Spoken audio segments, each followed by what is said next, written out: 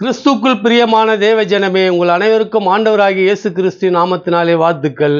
இன்று நாம் 1 யோவான் 1ஆம் அதிகாரம் 9ஆம் வசனத்திலிருந்து பாவத்தை குறித்து தியானிப்போம்.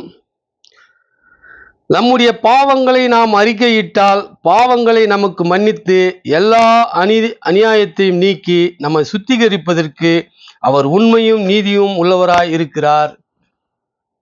ஆண்டவர் என்ன சொல்றாருன்னா, நம்முடைய பாவங்களை நாம் அறிக்கையிட்டால் பாவங்களை நமக்கு மன்னித்து எல்லா அநியாயத்திலும் நீக்கி நம்மை சுத்திகரிப்பதற்கு அவர் உண்மையும் நீதியும் உள்ளவராக இருக்கிறார்.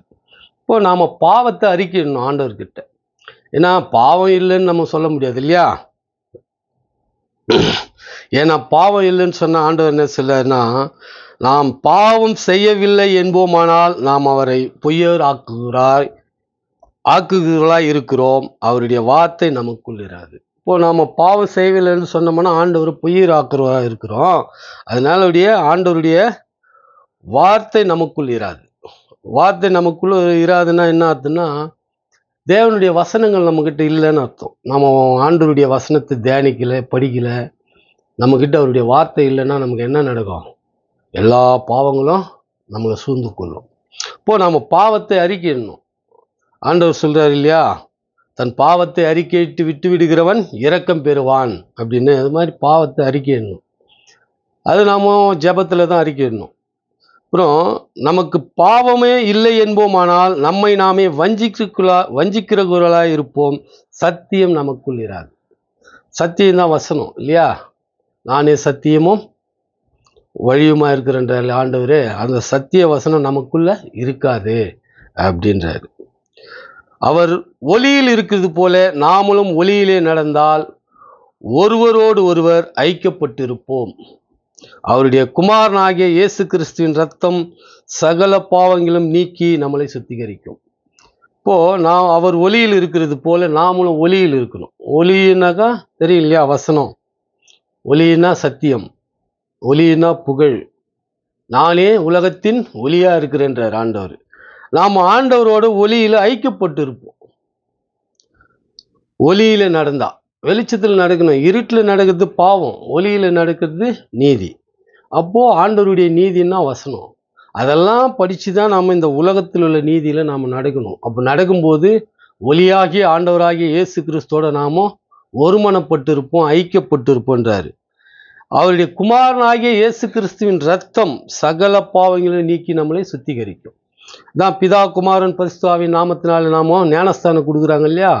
ஆண்டவர் நமக்காக ரத்தம் சிந்திருந்த, அதனால தான் பாவத்துக்கு மரித்து நீதிக்கு உயிர்ப்பிக்கப்படுகிறோம். அதான் அந்த ஜீவன் தான் ஜீவன். அதுதான் எங்கே போகும்? பரலோக ராஜ்யம் போகும். அன்றிலிருந்து நாம் என்ன பரிசுத்தம் உள்ளவர்கள் ஆக்கப்பட்டதாக சொல்லப்படுகிறது. அன்றையிலிருந்து நாம் ஆண்டவருடைய ஒளியில பிணைக்கப்பட்டிருக்கணும், அவரோட ஒப்புரவராக இருக்கணும். அப்படி இருக்கும்போது இந்த உலக பாவங்களை நாம் சிக்குண்டு போகாத. போன வீடியோவில் சோதனை குறித்து பேசியிருப்போம். அதில் தான் சொல்லுவோம், பண ஆசையானால எல்லா பாவைகளும் சோதனைகளும் நாம் சிக்குண்டு அழிஞ்சு போகிறோன்றத. அதுபோல் ஆண்டவரோடு ஐக்கியப்பட்டிருக்கணும். நாம் அவரோடு ஐக்கியப்பட்டவர்கள் என்று சொல்லியும் இருளிலே நடக்கிறவர்களாய் இருந்தால் சத்தியத்தின்படி நடவாமல் பொய் சொல்கிறவர்களாய் இருப்போம். ஆண்டவர் சொல்றாருப்பா. சில பேர் என்ன சொல்றாங்களா, நான் ஆண்டவரோடு ஐக்கியப்பட்டிருக்கிறேன், ஆண்டவரோடவே நடக்கிறேன், ஆண்டவரை பார்த்தேன் அப்படிலாம் சொல்லுவாங்க. அப்படி இருந்துட்டு இருளிலே நடந்தால்னா இருட்டில் நடக்கிறது இல்லை, பாவத்தில். பாவம் செஞ்சின பாவம்னா என்னன்னு முதல் நம்ம தெரிஞ்சுக்கணும். மனித சமுதாயத்துக்கு விரோதமான அனைத்துமே பாவம்தான். மனித நியாயன்றாங்க இல்லையா? மனித நியாயத்துக்கு அப்பாற்பட்ட அத்தனை செயலும் பாவத்தில் வந்துடும். அப்போ மனிதர்களெல்லாம் நேசிக்கத்தானே சொல்றாரு ஆண்டவர். மனிதர்களை நேசிக்கத்தானே அவரே வந்தார் பாவத்திலிருந்து விடுவிக்க. அப்பேற்பட்ட மனிதர்களுடைய மனித நியாயத்திற்கு அப்பாற்பட்ட அதுக்கு எதிரான அத்தனை செயல்களும் பாவத்தில் வந்துடும்.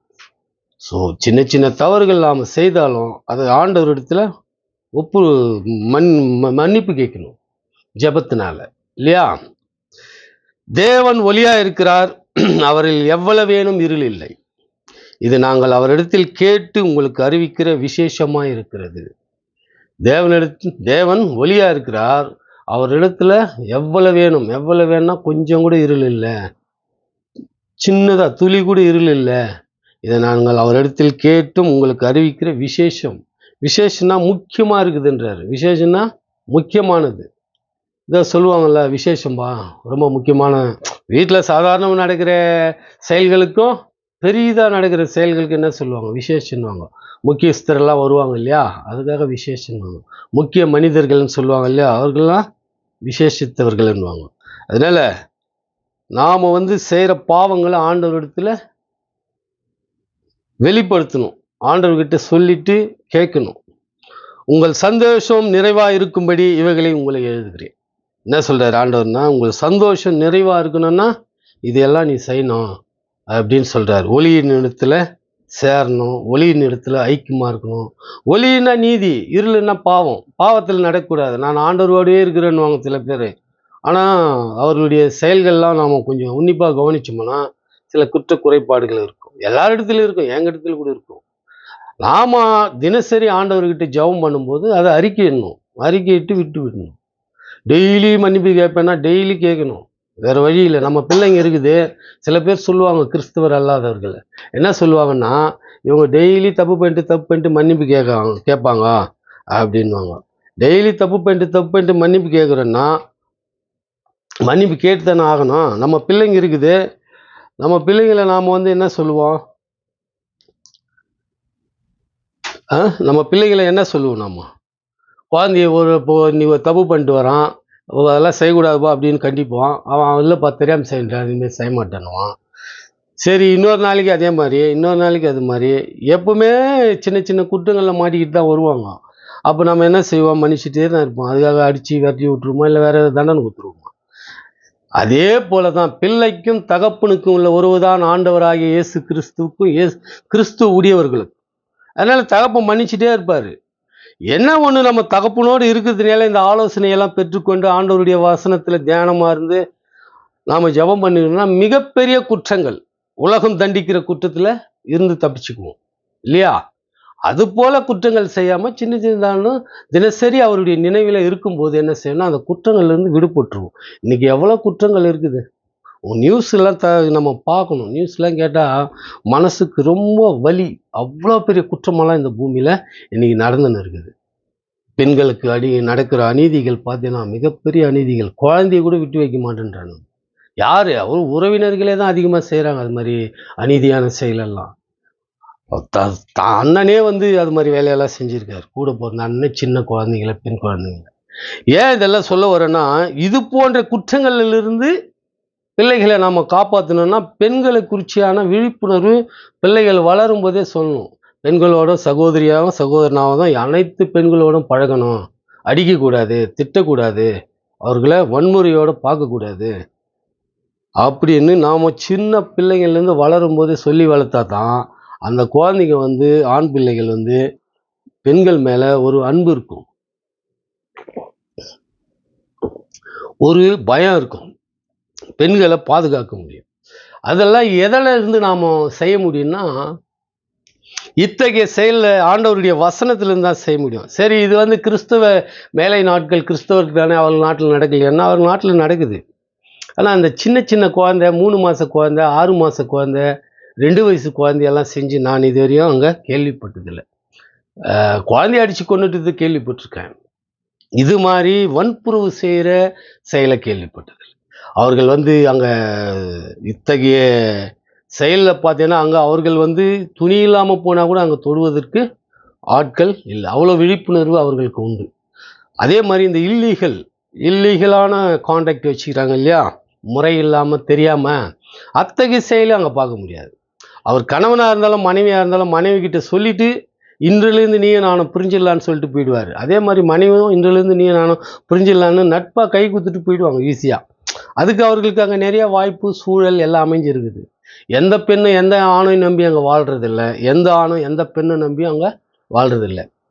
அவர்கள் தனித்தனியாக கல்வி கற்கிறார்கள், வேலைக்கு போகிறார்கள். அவர்களுடைய வாழ்க்கையை அவர்கள் சரி செஞ்சக்கூடிய அவர்களுடைய அந்த திறன் இருப்பதனால அவர்களுக்கு இங்கே பெண்கள் ஆணை நம்பி வாழ்றதுனால சில தவறுதலான செயல்களும் ஏற்படுகிறது.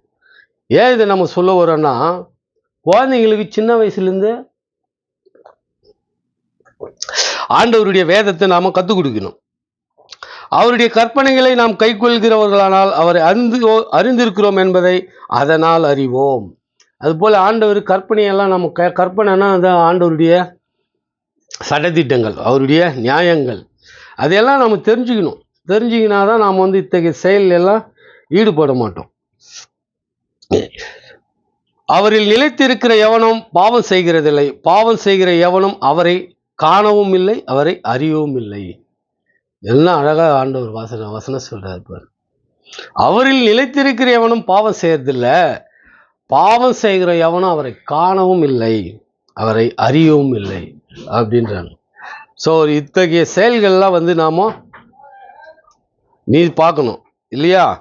அதனால நாம் ஆண்டவரில் நிலைத்திருந்தா பாவம் செய்ய மாட்டோம், பாவம் செய்கிற எவனும் அவரை காணவும் இல்லை. பிள்ளைகளே, நீங்கள் ஒருவரும் வஞ்சிக்கப்படாது நீதியை செய்கிறவர்கள், அவர் நீதியுள்ளவராய் இருக்கிறது போல தானும் நீதி உள்ளவராய் இருக்கிறான். அதனால ஆண்டவர் நீதி செய்கிறது போல நாமளும் நீதி செய்யணும். அதற்கு நாமும் ஆண்டவருடைய வசனத்தில் இரவும் பகலும் தியானமாக இருக்கணும் என்று கூறிக்கொண்டு இத்துடன் இதை பதிவை முடித்துக் கொள்கிறேன். தேவனுக்கு சித்தமானால் அடுத்த பதிவில் சந்திப்போம். துதி கன மகிமை கர்த்தர் ஒருவருக்கே செலுத்துகிறேன். ஆமேன்.